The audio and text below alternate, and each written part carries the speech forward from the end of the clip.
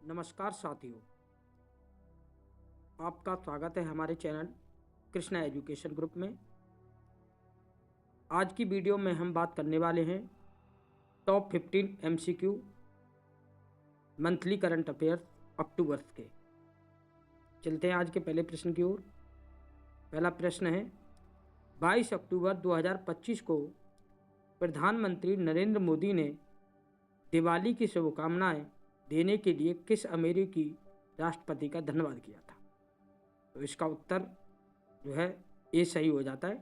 Donald Trump को जो है धन्यवाद दिया था। देख लेते हैं व्याख्या में। प्रेस सूचना ब्यूरो की प्रेस विज्ञप्ति के अनुसार प्रधानमंत्री मोदी ने अमेरिकी राष्ट्रपति डोनाल्ड ट्रंप को दिवाली की बधाई के लिए धन्यवाद ज्ञापित किया। इसमें दोनों लोकतंत्रों के मध्य साझेदारी और आतंकवाद विरोधी प्रतिबद्धता की बात की गई है, इसीलिए इसका उत्तर जो है डोनाल्ड ट्रंप सही हो जाता है। चलते हैं नेक्स्ट प्रश्न 2 की तरफ।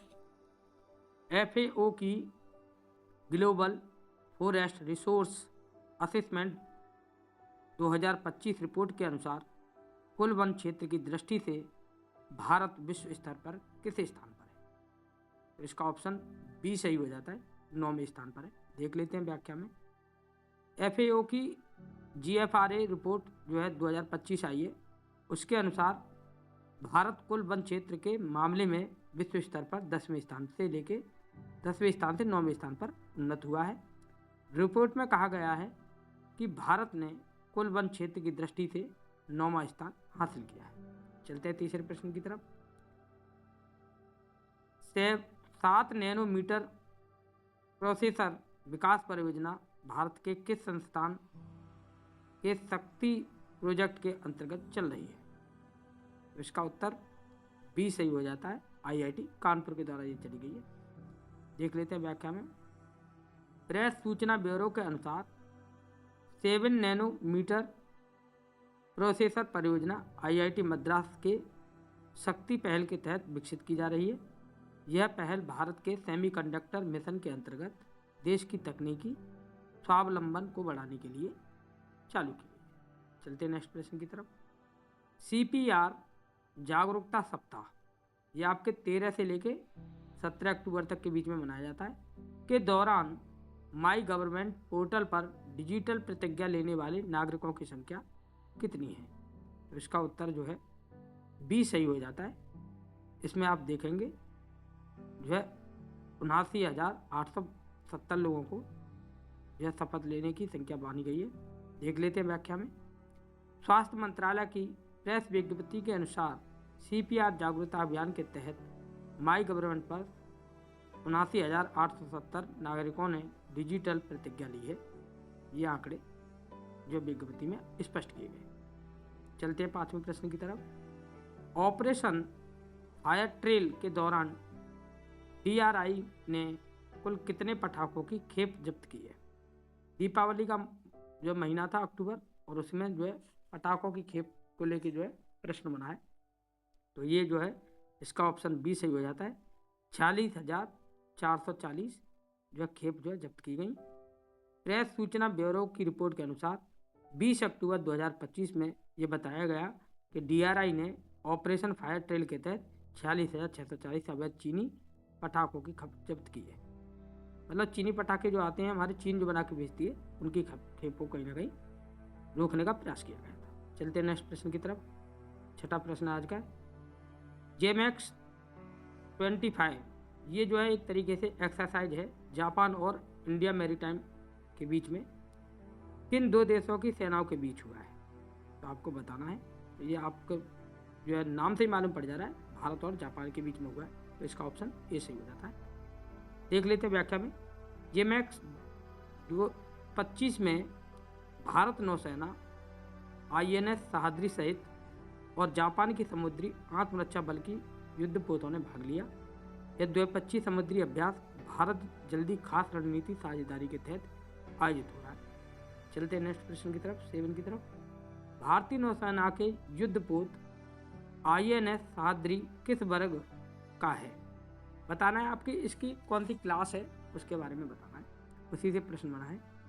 तो इसका जो है ऑप्शन जो है सी सही हो जाता है। शिवालिक जो है क्लास जो है उससे आता है। देख लेते हैं व्याख्या में। प्रेस सूचना ब्यूरो की प्रेस रिलीज के अनुसार INS सह्याद्री भारतीय नौसेना का Shivalik class guided missile frigate है, इसलिए इसका उत्तर सी सही। चलते हैं 8वें प्रश्न की तरफ। राष्ट्रपति द्रौपदी मुर्मू ने 21 से लेकर 24 अक्टूबर 2025 को किस राज्य का दौरा करने जा रही थी? आपको बताना है, इंपॉर्टेंट हो जाता है। तो इसका ऑप्शन जो है आपका ए सही है, केरल का। देख लेते हैं व्याख्या में।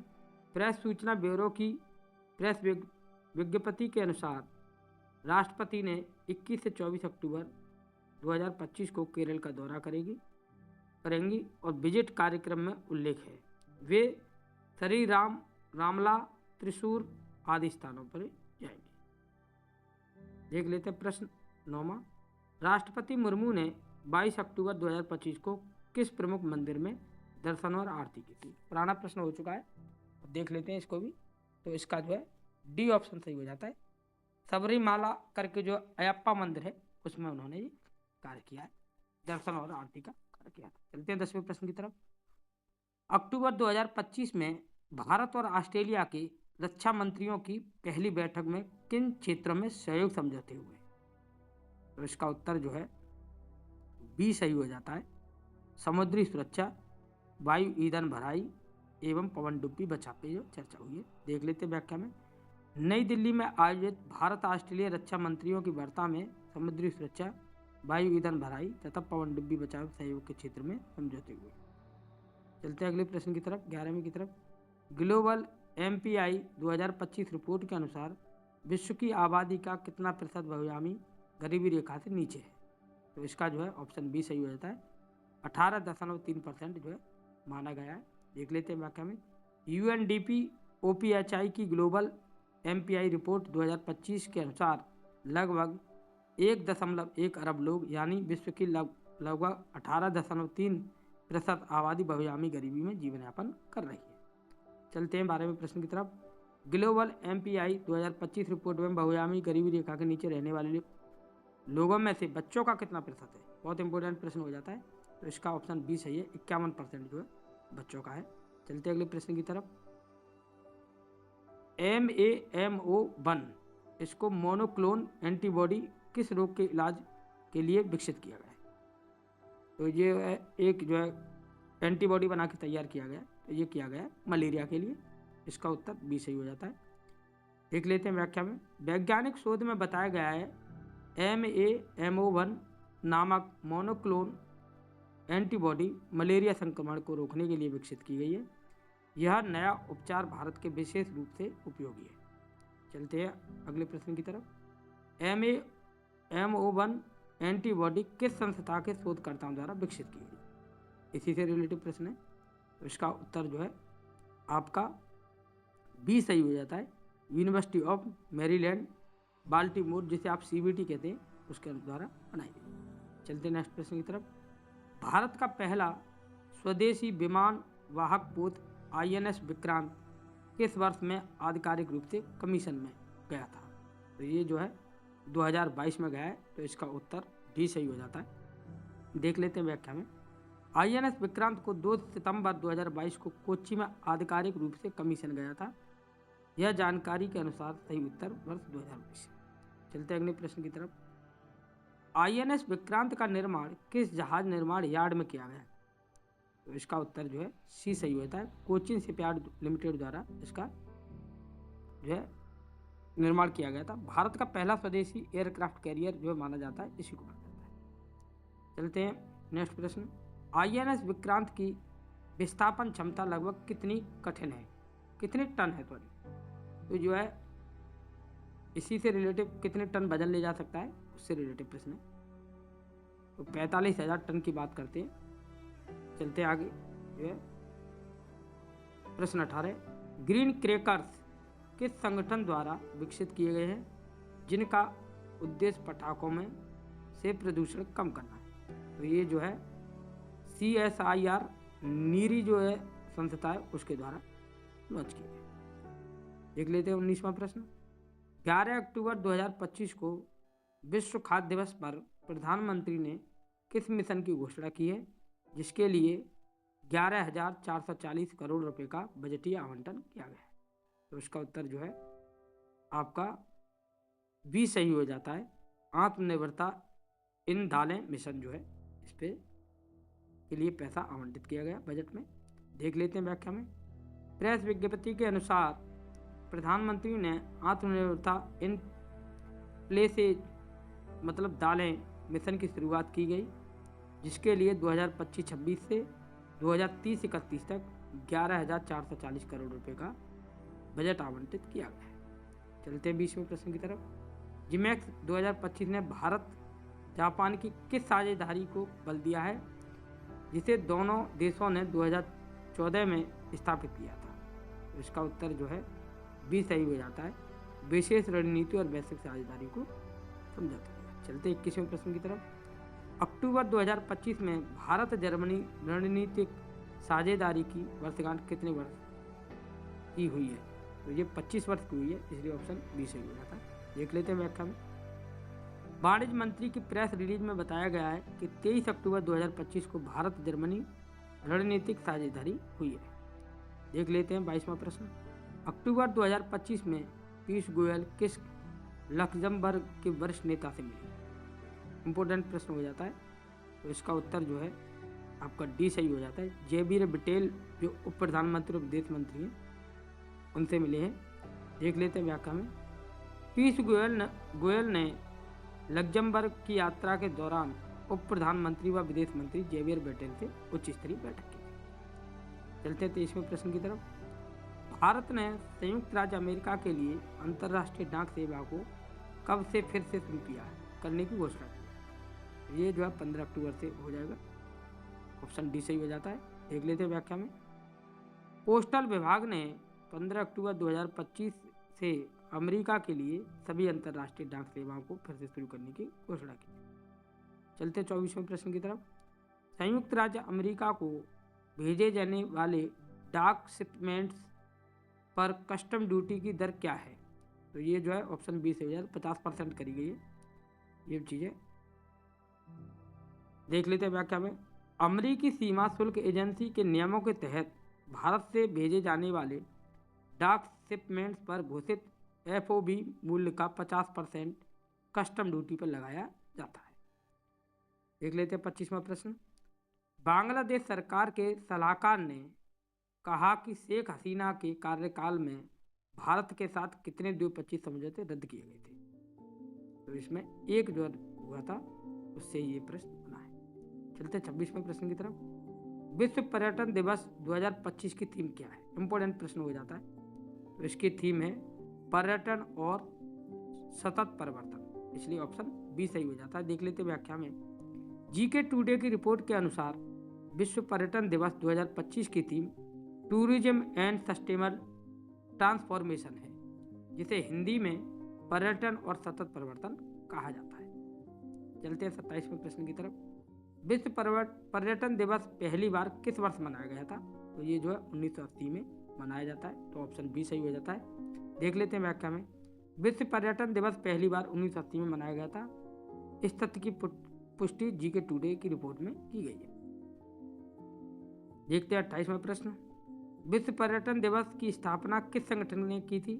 तो इसकी जो स्थापना करी गई वो विश्व पर्यटन संगठन, जिसे आप UNWTO कहते हैं, उसके द्वारा की गई, और जो है इसका ऑप्शन बी सही हो जाता है। चलते हैं नेक्स्ट प्रश्न की तरफ।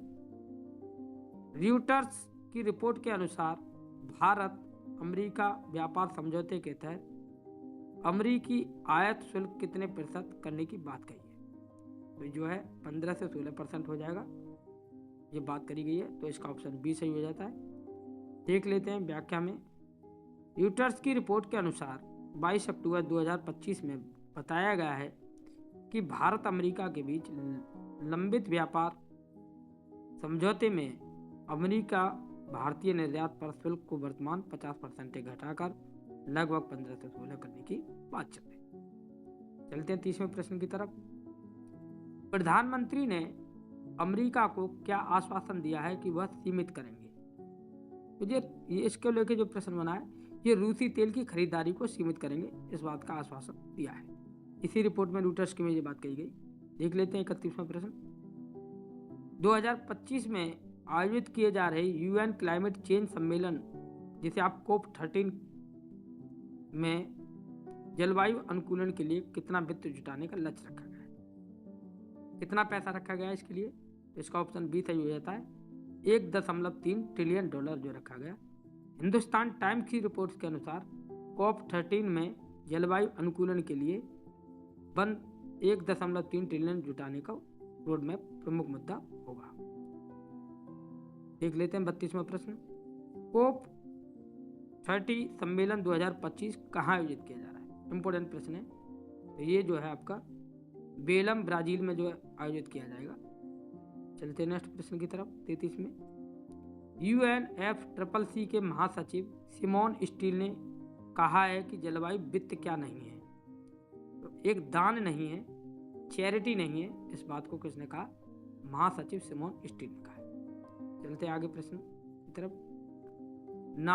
नाउरू द्वीप राष्ट्र को क्षेत्रफल और जनसंख्या के आधार पर विश्व में किस नंबर का सबसे छोटा देश माना गया? इंपोर्टेंट प्रश्न है। तो ये तीसरे नंबर का माना गया है और इसका ऑप्शन सी सही हो जाता है। नाउरू को क्षेत्रफल और जनसंख्या के आधार पर दुनिया का तीसरा सबसे छोटा देश माना गया है। इंपोर्टेंट हो जाता है, इमेजिंग फैक्ट है। चलते 35वें प्रश्न की तरफ। चंद्रयान 2 के ऑर्बिटर पर लगे चेस-2 अपलोड ने पहली बार चंद्रमा पर किस घटना का प्रत्यक्ष अवलोकन किया है? तो इसका ऑप्शन बी सही हो जाता है, सूर्य के कोरोनल मास इंजेक्शन CMC का प्रभाव जो देखने को मिला है, उसमें जो है इसको देखने को होता है। द हिंदू की रिपोर्ट के अनुसार ये बात कही गई थी कि चेस-2 मॉनिटर ने चंद्रमा पर सूर्य के CMC के प्रभाव का पहला प्रत्यक्ष अवलोकन किया है। चलते हैं 36वें प्रश्न की तरफ। चेस-2 अपलोड किस उद्देश्य के लिए इस्तेमाल किया जाता है? तो इसका उत्तर जो है सी सही हो जाता है, चंद्रमा के वायुमंडल की रासायनिक संरचना का अध्ययन के लिए किया जाता है। चलते हैं 37वें प्रश्न की तरफ। विकसित भारत बिल्डथॉन 2025 कार्यक्रम में किन छात्रों को शामिल होने का आह्वान किया गया है? तो इसमें जो है 6 से लेकर 12 तक के छात्र रहेंगे, इसका ऑप्शन बी सही हो जाता है। देख लेते हैं व्याख्या में। शिक्षा मंत्रालय की प्रेस विज्ञप्ति के अनुसार विकसित भारत बिल्डथॉन 2025 अभियान कक्षा 6 से 12 तक के विद्यार्थियों के लिए शुरू किया। चलते हैं 38वें प्रश्न की तरफ। 2030 राष्ट्रमंडल खेलों के मेजबान के रूप में किस शहर की सिफारिश की गई? तो इसका ऑप्शन सी सही हो जाता है, अहमदाबाद की सिफारिश की गई।